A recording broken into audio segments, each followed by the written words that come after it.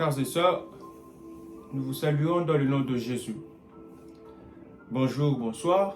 Cela dépendra de l'heure à laquelle vous allez regarder ou évidemment zioter cette vidéo. Alors nous sommes encore une fois très contents de vous savoir nombreux. Au cours de cet instant, nous allons essayer de partager quelque chose. Mais avant toute péroraison, nous voulions nous excuser pour tous ces programmes avortés, pour toutes ces promesses non tenues. C'est vrai que nous vous avons promis certaines thématiques que nous devions aborder, que nous n'avons pas pu. Nous nous excusons pour ça et nous pensons que cette année, avec la grâce de Dieu, nous pourrons tenir moult de nos promesses. Alors aujourd'hui, il n'était vraiment pas prévu que nous fassions cette vidéo. Mais le matin, pendant que j'étais en train de méditer, je me suis rendu compte de certaines choses et je voulais les partager avec vous. Et vous comprendrez avec moi que je n'avais même pas encore fini la méditation de cette portion d'écriture. Et donc vous allez vous rendre compte que pendant que je serai en train de le faire, il y a certaines choses que je serai à peine en train de découvrir et nous allons le faire ensemble. Alors aujourd'hui, nous allons parler, nous sommes dans le livre du psaume, le psaume 34. Nous allons essayer de parler de ce texte-là. Mais vous en conviendrez avec moi que je ne pourrai pas aborder tous les versets du psaume 34, mais je vais un tout petit peu épingler des versets qu'on a habitude de dire, qu'on a habitude de réciter, voyez-vous.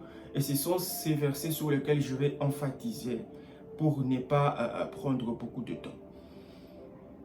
Si Dieu nous fait grâce, je vais vous partager la capture de mon étude exégétique de tous les psaumes 34. Mais dans cette vidéo, je vais me limiter seulement aux quelques versets. Alors, avant que j'en vienne à cela, les psaumes. Pourquoi les psaumes? En fait, les psaumes, c'est un poème. Un psaume, c'est un poème qui est chanté avec un instrument. Alors vous allez me dire, mais frère, est-ce que tous les psaumes ont forcément été chantés par un instrument? Bon, en fait, ça dépend de ce qu'on appelle l'instrument déjà, parce que chez les Juifs, leur classification d'instruments est assez différente de la nôtre. Pour eux, il y a des tambourins, il y a des cymbales. Chez eux, il y a même des sifflets, voyez-vous. Donc quelqu'un peut être en train de siffler et une autre personne à côté est en train de faire un psaume.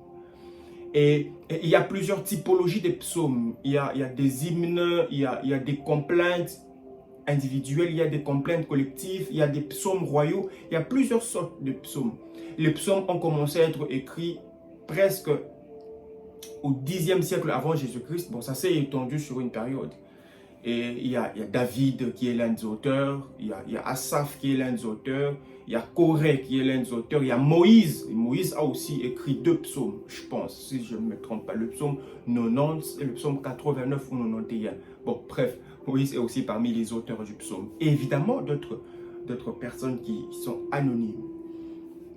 Bon, on va faire un effort pour que nous fassions une autre vidéo sur les généralités des psaumes. Et cela nous aidera à comprendre. Alors, je suis dans psaume 34. Je vais lire quelques versets. Le titre, c'est Psaume de David lorsqu'il contrifie l'insensé en présence d'Abimelech et qu'il s'en alla chasser par lui. La Bible dit, « Je bénirai l'Éternel en tout temps. Sa louange sera toujours dans ma bouche.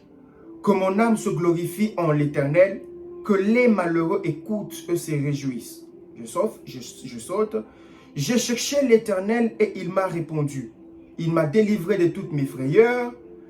Quand on tourne vers lui le regard, on est rayonnant de joie et le visage ne se couvre pas de honte. Quand un malheureux crie, l'Éternel l'entend et il le sauve de toutes ses détresses. L'ange de l'Éternel campe autour de ceux qui le craignent et il les arrache au danger. Sentez et voyez combien l'Éternel est bon. Heureux l'homme qui cherche en lui son refuge. » Je saute le verset 20, il dit, « Le malheur atteint souvent le juste, mais l'Éternel l'en délivre toujours. Il garde tous ses os, aucun d'eux n'est brisé. » L'Éternel délivre l'âme de ses serviteurs et tous ceux qui l'ont pour refuge échappent au châtiment. Alors, j'étais en train de dire que En lisant, je pense que vous reconnaissez déjà ces quelques versets qu'on a souvent l'habitude de dire. Alors, je veux vous demander une chose. Avant que nous commencions cette étude, ce que je veux vous demander, c'est que on a souvent l'habitude de dire ces versets et nous connaissons les sens. Nous pensons connaître le sens que ces versets revêtent. Et par moments, nous avons soit nous-mêmes fait des études pour comprendre le sens, ou soit nous avons été influencés par la théologie d'une personne qui, à nos côtés, en citant ces textes, a donné un sens quelconque, leur a donné un sens quelconque. Alors ce que je veux nous demander, ça veut dire vous et moi, c'est que cette étude que nous sommes en train de faire maintenant, je voudrais vous demander que nous abandonnions tous nos présupposés, afin que nous en venions au texte et que nous percevions leur sens exact. Donc, je vais vous demander d'enlever tout ce que vous avez comme présupposé de l'exégèse de ces textes. Et qu'au cours de cette étude, que nous fassions cette exégèse ensemble. Je vais vous donner mes éléments. Et si vous remarquez que sur certaines choses, certains versets, l'exégèse que j'ai faite n'est pas comme cela, vous êtes libre de pouvoir aussi me faire votre feedback afin que je corrige ma manière de voir les Écritures. La Bible dit que nous connaissons en partie. Alors, je veux aussi m'efforcer à cela parce que je connaissais certains sens de ces textes, mais je me suis rendu compte que ce n'était pas ça. Et donc, je vais essayer aussi ensemble avec vous de me livrer à cela. Alors, le psaume 34. Avant que nous entrions dans le vif du sujet, ces paroles sont très profondes. Ces paroles sont vraiment abyssales. Mais pour que nous percevions l'abyssalité de ces paroles, nous devions comprendre le contexte dans lequel elles ont été écrites. Pourquoi elles ont été écrites, comment elles ont été écrites. En ce moment-là, nous allons mieux cerner leur profondeur, voyez-vous. Et donc, pour qu'ensemble, vous au moins, nous compressions la profondeur de ces écrits, il sied de comprendre le contexte dans lequel ils ont été écrits. Alors, c'est lui qui écrit le psaume 34, c'est évidemment le roi David. Pourquoi il écrit le psaume 34? Le psaume 34 est une cause de 1 Samuel chapitre 18 jusqu'à 21. Qu'est-ce qui se fait? Vous vous rappellerez de cet épisode où David tue Goliath à la guerre. Après, les Israélites, ensemble, ils ont tué tous les Philistins. Lorsqu'il rentrait, évidemment, Saül était content, il lui a offert des présents. Jonathan aussi lui a offert des présents. Alors, lorsqu'il rentrait, la Bible dit que les femmes sortirent de toutes les villes d'Israël. Les femmes étaient en train de chanter, se réjouir du fait que les soldats avaient remporté la guerre face aux Philistins.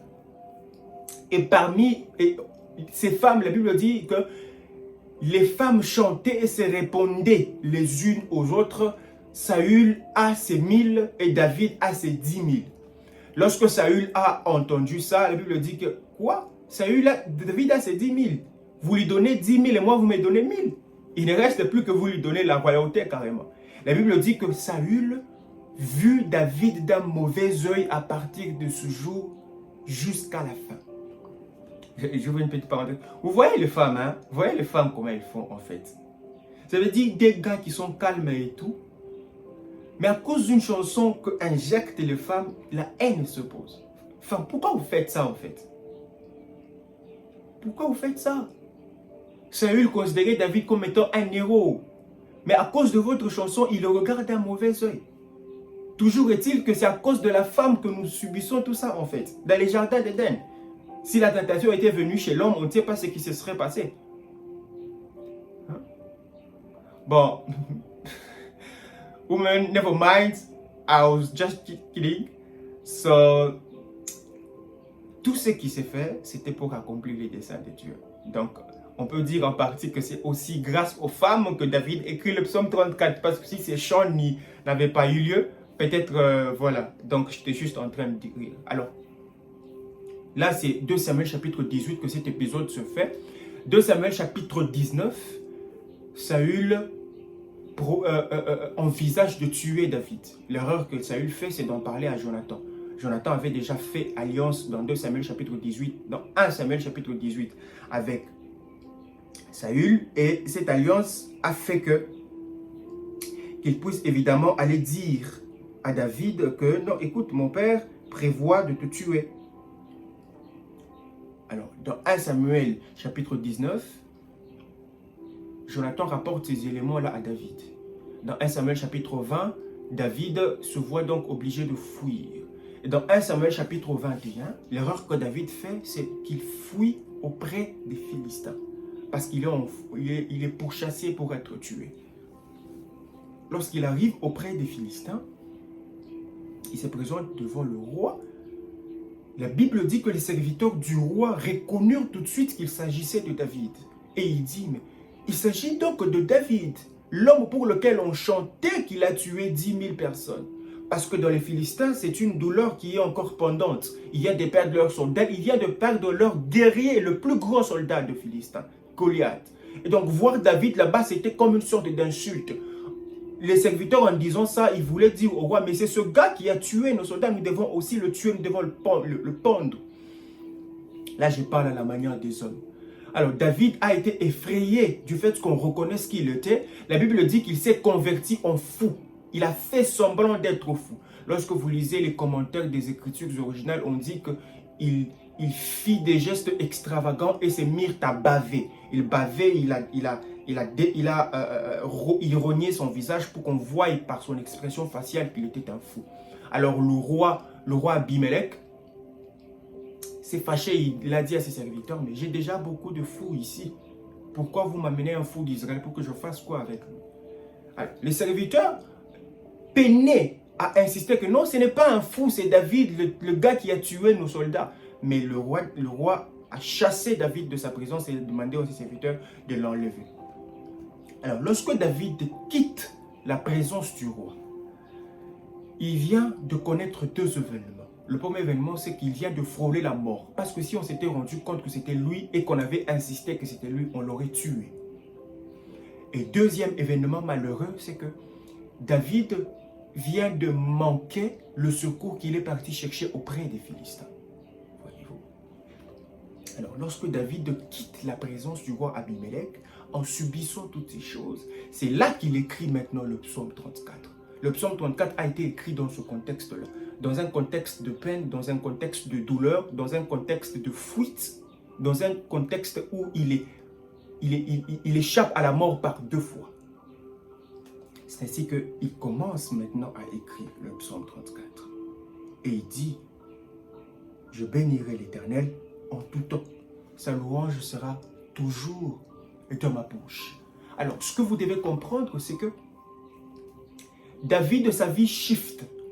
Elle passe de l'opulence, de la richesse, d'un confort inestimable parce qu'il vivait avec les avantages du roi, à une souffrance, à un endolorissement très, très profond. Alors, il a utilisé des moyens humains pour pouvoir le faire, mais il se rend compte que ça ne marche pas. Alors, ce que David fait nous enseigne beaucoup. Il dit, « Je bénirai l'Éternel en tout temps, sa louange sera toujours de ma bouche. » Tout le monde peut bénir l'Éternel et tout le monde bénit l'Éternel tous les jours. Mais David utilise une expression tout le temps pour faire connaître le caractère de sa louange, faire connaître le caractère de son adoration. Le temps dans lequel David se trouve, c'est un temps de souffrance. Et donc il veut dire à Dieu, je te